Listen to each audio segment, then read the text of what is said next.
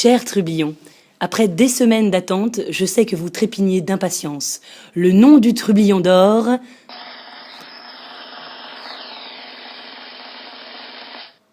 C'est avec beaucoup d'émotion et d'excitation que je m'apprête à vous l'annoncer. Et nous avons travaillé dur à la mise en place de cette mission d'exception.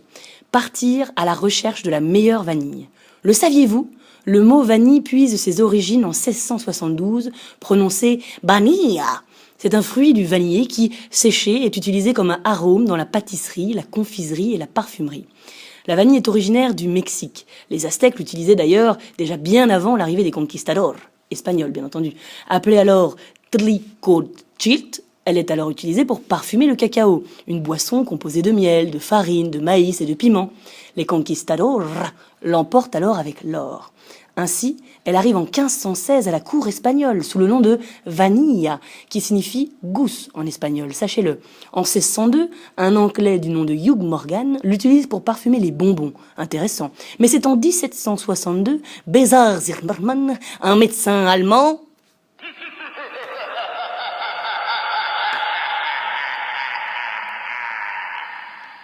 la déclare aphrodisiaque, ce qui lui rassure et ce qui lui assure une renommée certaine.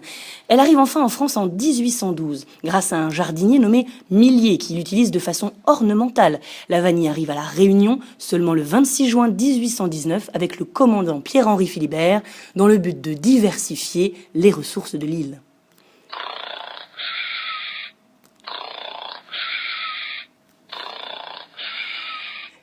Mais si la vanille n'a aucun problème à pousser sur la côte de l'île, elle a besoin d'un insecte particulier pour être fécondée et ainsi donner des gousses. Il s'agit de l'abeille appelée mélipone, que l'on ne trouve qu'au Mexique.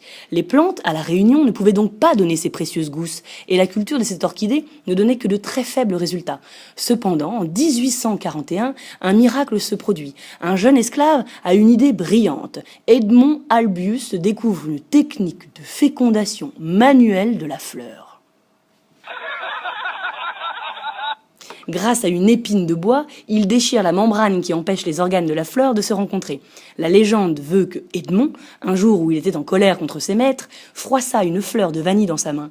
C'est ainsi que la fleur se transforma quelques jours plus tard en gousse de vanille. En 1925, le gouverneur Merwart choisit cette liane pour figurer sur le blason de l'île de La Réunion. La vanille de La Réunion est regroupée avec celle des Comores et de Madagascar sous le label mondial de vanille Bourbon depuis 1964. Ce label est signe de grande qualité et très reconnu dans le monde. Aujourd'hui, La Réunion produit environ 30 tonnes de vanille à l'année et en exporte 20 tonnes. Bref, vous l'aurez compris, j'imagine, c'est donc...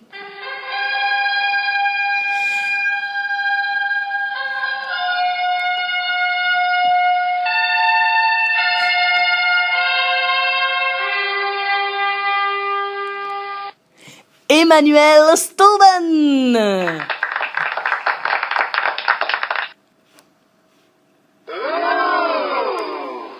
Qui aura la joie de s'envoler avec nous pour découvrir La Réunion et parcourir l'île à la recherche de la meilleure vanille.